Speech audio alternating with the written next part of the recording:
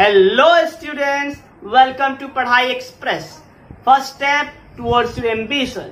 This is Karan Mishra, your गुरुजी बनाएगा सब कुछ इजी.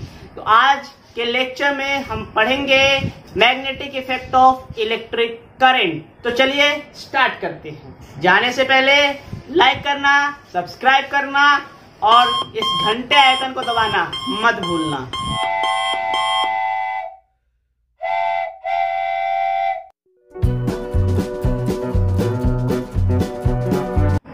हाँ, तो हमने क्या पढ़ा था आप बताओ. हमने यहाँ तक पढ़ लिया था. आगे हम क्या पढ़ेंगे? मैग्नेटिक इफेक्ट ऑफ करंट और इलेक्ट्रोमैग्नेटिज्म. तो ये हम आज पढ़ेंगे. तो ये क्या होता है, इसका मतलब क्या होता है, यही हमारा चैप्टर का भी नाम है.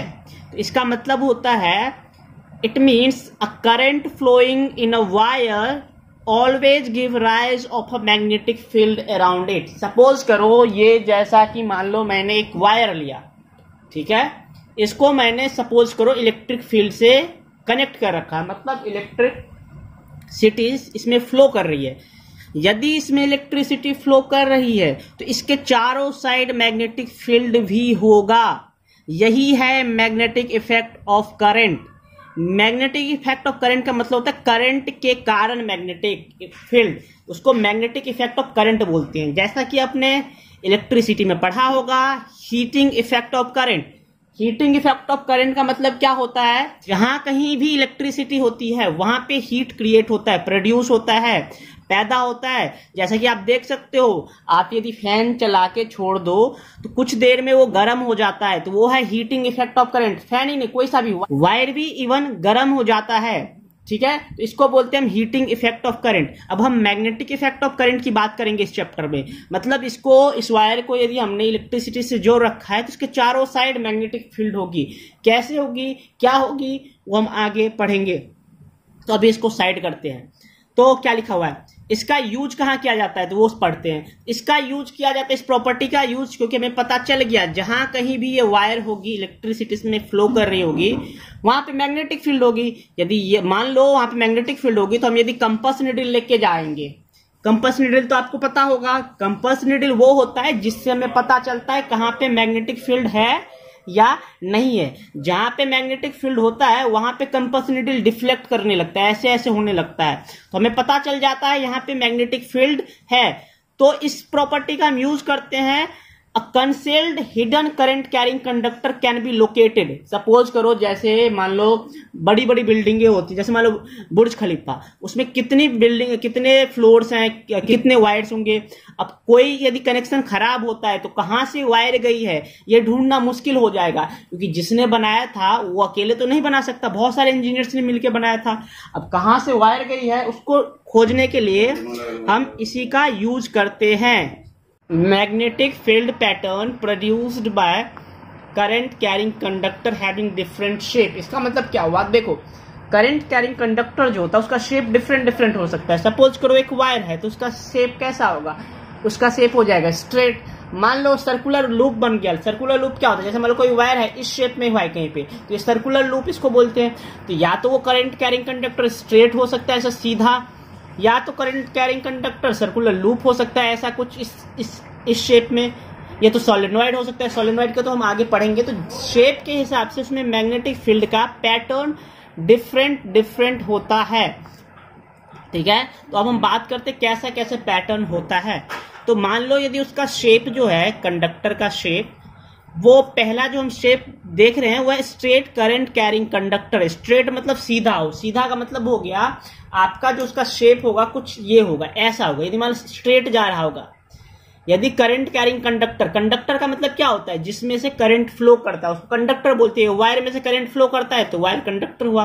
अब ये स्ट्रेट है ना, सीधा है ना, तो यदि ऐसा हो कोई भी कंडक्टर, चाहे वो वायर हो, चाहे वो आयरन का रॉड हो, कुछ भी हो, उसमें यदि स्ट्रेट कैरिंग कंडक्टर, तो उसमें मैग्नेटिक फील्ड कैसा होगा, तो the magnetic field lines around the straight carrying conductor are concentric circle which center lies on the wire. उसका जो सेंटर होता है वो वायर पे लाई करता है. ये कैसे होता है, तो देखो मतलब वो कुछ ऐसे होगा, जैसे ये मान लो वायर है, इसके अराउंड ऐसे, ये देखो ये ऐसे घूमते, ऐसे ऐसे ऐसे, मतलब ये सर्कल बनेगा चारों साइड। मान लो हम यदि इस पे आपको समझाएं कॉपी पे, तो ये देखो जैसे मान लो ये स्ट्रेट कैरिंग वायर है, तो इसके अराउंड जो मैग्नेटिक फील्ड होगा ना वो सर्कल होगा ऐसे, और इसका जो सेंटर होगा ना ये मैग्नेटिक फील्ड का, वो इस वायर पे होगा। तो कंसेंट्रिक सर्कल मतलब सेंटर एक ही होगा, ठीक है। अब बहुत सारे मैग्नेटिक फील्ड यहाँ पे होंगे,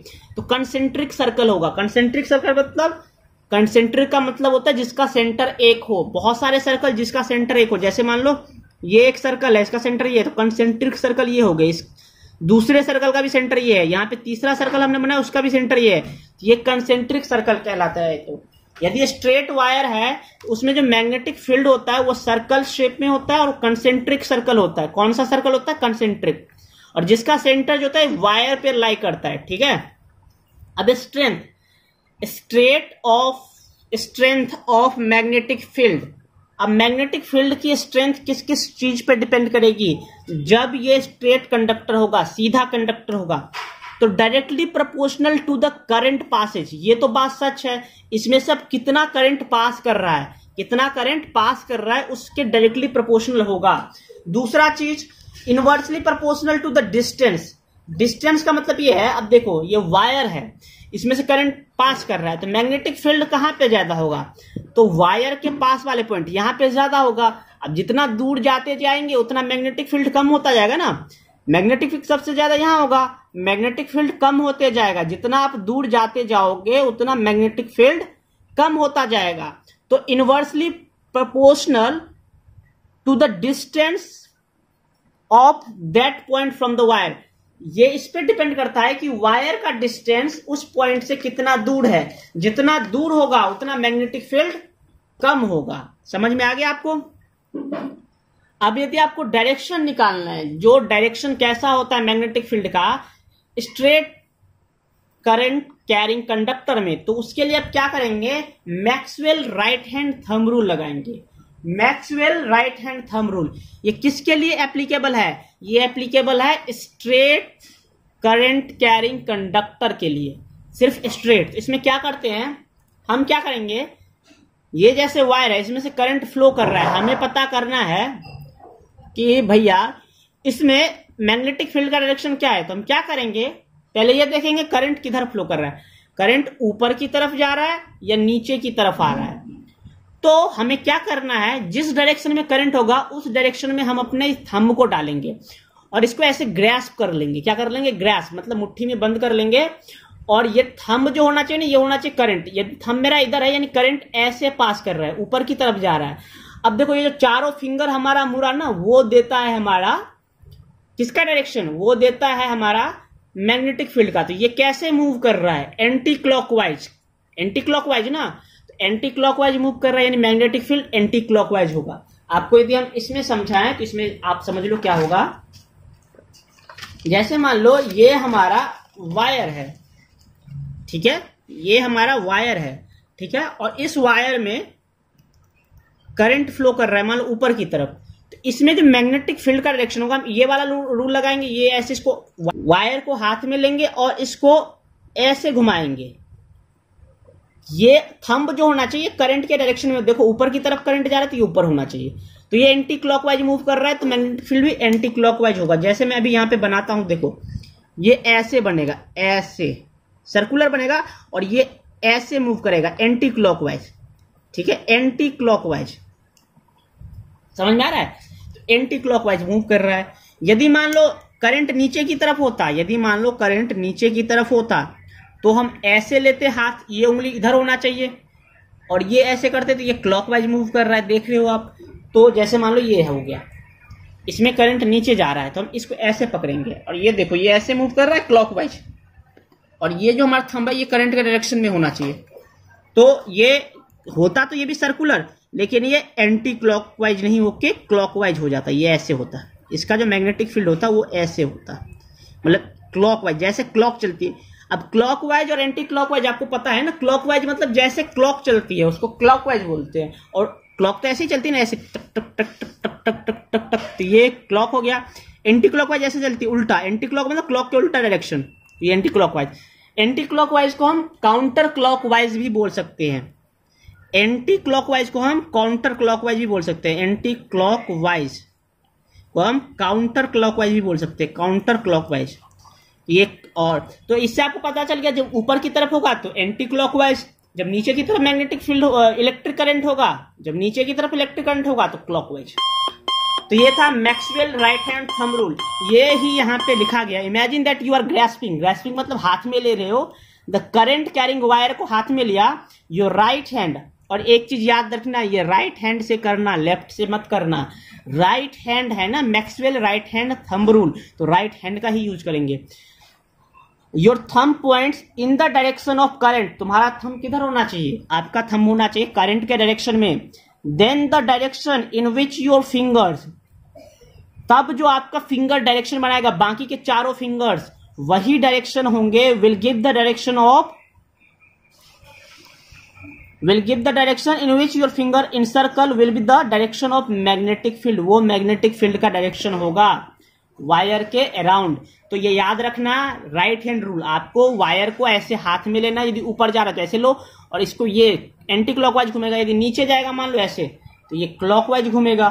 तो ये आप समझ गए आई थिंक, ठीक है। तो ये था Maxwell right hand thumb rule. किसके लिए था ये था स्ट्रेट कंडक्टर के लिए। क्या करने के लिए? तो मैग्नेटिक फील्ड का डायरेक्शन पता करने के लिए। इसके लिए हमें करंट का डायरेक्शन पता होना चाहिए, तभी ये रूल लगेगा। There is one more way to find Maxwell's cork screw rule to find the magnetic field in straight conductor. मतलब ये हो गया, स्ट्रेट कंडक्टर में मैग्नेटिक फील्ड यदि आपको फाइंड करना है तो उसके लिए क्या करेंगे? एक और रूल है, एक आता है कॉर्क स्क्रू। कॉर्क स्क्रू में एक डिजाइन बना होता है, देखना वो ऐसे घुमा होता है, ऐसे होता है कुछ, मैं दिखाता हूं आपको। कॉर्क स्क्रू ये ऊपर कुछ होता है ऐसे पकड़ने वाला, और नीचे ये ऐसे होता है, ऐसे ऐसे ऐसे ऐसे ऐसे ऐसे ऐसे। तो आपको क्या करना है, उसके टिप के जो टिप होता है इसको रखना है आपको करंट के डायरेक्शन में, और ये टर्न होगा ना, वो टर्न आपको देगा किसका डायरेक्शन? मैग्नेटिक फील्ड का। तो इसको यदि आप इलेक्ट्रिक करंट के डायरेक्शन में रख देंगे तो ये टर्न यदि क्लॉकवाइज होगा तो क्लॉकवाइज हो जाएगा, यदि एंटी क्लॉकवाइज दिखेगा तो ये एंटी क्लॉकवाइज हो जाएगा। बोलते हैं मैक्सवेल कॉर्क स्क्रू रूल। ये भी उसी के लिए होता है, स्ट्रेट कंडक्टर पे एप्लीकेबल होता है, ठीक है। अब हम दूसरा देखते हैं। दूसरा क्या है? Magnetic field pattern due to circular loop. Circular loop में कैसा होगा मैग्नेटिक फील्ड पैटर्न यदि हम बनाए? तो सर्कुलर लूप का मतलब क्या हो गया? ऐसे जो यदि होगा, मान लो कोई कंडक्टर ऐसा है सर्कल के फेस में, तो इसमें कैसा होगा? तो ये वायर है, तो इसमें भी हम वही रूल लगाएंगे, कॉर्क स्क्रू रूल, और फिर देखेंगे क्या होता है। तो हम जैसे बनाते हैं तो देखो, यहाँ पे हमने एक सर्कुलर रिंग बना दिया वायर का, मान लो ये बन गया ऐसा। अब करंट मान लो ऐसे जा रही है, इस साइड देखो तो करंट ऊपर जा रही है, तो इस साइड जो मैग्नेटिक फील्ड होगा वो एंटी क्लॉकवाइज होगा। एंटी क्लॉकवाइज मतलब क्लॉक के उल्टा डायरेक्शन में, और इस साइड जो मैग्नेटिक फील्ड होगा वो क्लॉकवाइज होगा, क्योंकि इस साइड नीचे आ रही है करंट। तो गौर से देखोगे तो ऐसे ही चलेगा, ये इधर हो जाएगा एंटी क्लॉक, इधर हो जाएगा क्लॉक, ठीक है, इधर हो जाएगा एंटी क्लॉक, इधर हो जाएगा क्लॉक, बीच में एक लाइन सीधा जाएगा। तो देखो इस साइड जो बनेगा कॉइल के वो एंटी क्लॉक और इस साइड क्लॉक, और बीच में एक स्ट्रेट लाइन जाएगा मैग्नेटिक फील्ड का। तो ये पैटर्न होता है सर्कुलर लूप में, ठीक है। तो सर्कुलर लूप में पैटर्न आपको समझ में आ गया। क्या करना है, इधर भी Maxwell right hand thumb rule हमने लगाया, इधर भी Maxwell right hand thumb rule लगाया, क्योंकि करंट इधर ऊपर जा रहा था। अब देख सकते हो इधर एंटी क्लॉकवाइज आएगा और इधर क्लॉकवाइज आएगा। तो बीच में जब ऐसे बढ़ाते गए तो बीच में एक सीधा लाइन आएगा, ठीक है, ये बिल्कुल स्ट्रेट जाएगा। तो ये भी याद रखना, बीच में एक स्ट्रेट जाता है। और इसके बाद क्या है, अब इसका मैग्नेटिक फील्ड का स्ट्रेंथ किस किस बातों पे डिपेंड करेगा? इसका मैग्नेटिक फील्ड का स्ट्रेंथ, तो एक तो पहली बात, करंट यदि ज्यादा दोगे तो मैग्नेटिक फील्ड ज्यादा होगी। तो पहला तो इलेक्ट्रिक करंट कितना दे रहे हो उस पर डिपेंड करेगा, तो directly proportional to electric current, ठीक है। तो वही लिखा हुआ है यहाँ पे, strength of magnetic field directly proportional to the current passing through the circular loop. कितना करंट पास कर रहा है उसके डायरेक्टली प्रोपोर्शनल होता है। Inversely proportional to the radius of the circular loop. अब देखो inversely proportional of the radius of the circular loop मतलब जितना छोटा सर्कल होगा उतना मैग्नेटिक फील्ड ज्यादा होगा। सेम करंट यदि मान लो यही करंट जितना करंट हमने इसमें दिया है उतना ही मान लो एक बड़े सर्कल में देंगे तो इसका मैग्नेटिक फील्ड ज्यादा होगा, इसका कम होगा। क्यों कम होगा? क्योंकि इसका साइज रेडियस ज्यादा है, रेडियस ज्यादा होगा तो मैग्नेटिक फील्ड कम होगा। इसका रेडियस कम है, रेडियस कम है तो मैग्नेटिक फील्ड ज्यादा होगा। यहां से आप समझ सकते हो छोटा सर्कुलर लूप होगा तो उसका मैग्नेटिक फील्ड ज्यादा होगा, बड़ा सर्कुलर लूप होगा तो उसका मैग्नेटिक फील्ड कम होगा, क्योंकि रेडियस के कारण। रेडियस बढ़ता है तो मैग्नेटिक फील्ड घटता है। ठीक है, तो ये हो गया स्ट्रेंथ ऑफ मैग्नेटिक फील्ड। और इन सब चीजों में वही लिखा हुआ है जैसे आप देख सकते हो, there will be one line middle, जैसे कि मैंने बताया था एक लाइन मिडिल से जाएगा तो ये वहां पे लिखा हुआ है। ठीक है, और ये समझाई दिया मैंने आपको। अब एक रूल होता है क्लॉक फेस रूल। क्या होता है? Clock face rule. Clock face rule क्या है? देखो क्लॉक फेस रूल होता है सिर्फ और सिर्फ सर्कुलर लूप के लिए। यदि ये ऐसा है ना, ऐसा लूप जो है, ऐसा यदि कोई सर्किट है तो उसमें ये लगता है सर्कुलर लूप में। तो क्या होता है ये समझते हैं। तो देखो यदि मान लो ये सर्कुलर लूप है, ये क्या है?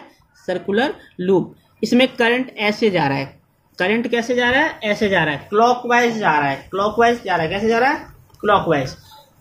तो अब यहाँ पे मैग्नेटिक फील्ड होगा तो ये मैग्नेट जैसा बिहेव करेगा ना। आपको पता है जहां पे भी करंट होता है वहां पे मैग्नेटिक फील्ड होता है। यहाँ पे मैग्नेटिक फील्ड होगा तो मैग्नेटिक फील्ड होगा तो उसके साउथ पोल और नॉर्थ पोल भी होंगे। तो यदि सर्कुलर लूप है और इसमें करंट पास कर रहा है तो मैग्नेटिक फील्ड है, मैग्नेटिक फील्ड है तो उसका साउथ पोल और नॉर्थ पोल हमें फाइंड करना है। तो हम कैसे करेंगे? तो हम देखेंगे करंट कैसा जा रहा है। तो करंट देखेंगे, गौर से देखो इस लूप में करंट कैसा जा रहा है, क्लॉकवाइज या एंटी क्लॉकवाइज? तो देख रहे हैं हम क्लॉकवाइज जा रहा है। कैसे जा रहा है ये? क्लॉकवाइज।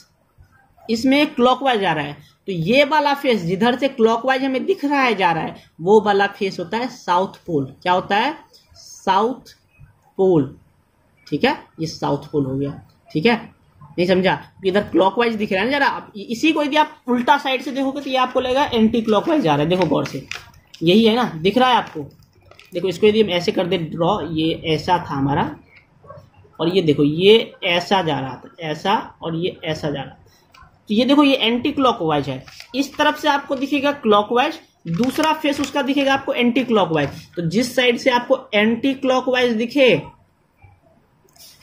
वो वाला फेस होता है नॉर्थ पोल। North pole. तो मैग्नेट की तरह, सर्कुलर लूप जो मैग्नेट की तरफ बिहेव करता है, तो जिस साइड से हमें दिखता है करंट क्लॉकवाइज जा रहा है वो वाला फेस हो जाता है साउथ पोल, और उसके ऑपोजिट वाला फेस जिससे हमें दिखता है एंटी क्लॉकवाइज जा रहा है वो हो जाता है नॉर्थ पोल। आप ऐसे भी याद रख सकते हो, एंटी में एन आता है, नॉर्थ में एन आता है, तो एंटी क्लॉकवाइज वाला जो डायरेक्शन होगा किसका? करंट का, वो वाला फेस होगा नॉर्थ पोल। इसका नाम क्लॉक फेस रूल इसीलिए पड़ा क्योंकि हम फेस देखते हैं। यदि फेस, जिस फेस से हमें ये दिखता है क्लॉकवाइज जा रहा है वो वाला फेस साउथ पोल होता है। जिस फेस से हमें ये दिखता है एंटी क्लॉकवाइज जा रहा है वो वाला फेस नॉर्थ पोल होता है। तो ये मैग्नेट के पोल निकालने के लिए किसमें? सर्कुलर लूप में। तो ये आप दिख सकते हो, इसको मैंने यहाँ पे बना दिया है। देखो यहाँ पे क्लॉकवाइज जा रहा है तो ये वाला पोल मैंने साउथ लिखा है, यदि एंटी क्लॉकवाइज जा रहा है तो वो वाला फेस नॉर्थ होता है। तो इसीलिए हम इसको क्लॉक फेस रूल बोलते हैं, क्योंकि फेस देख के हम डिसाइड करते हैं कौन सा साउथ पोल है कौन सा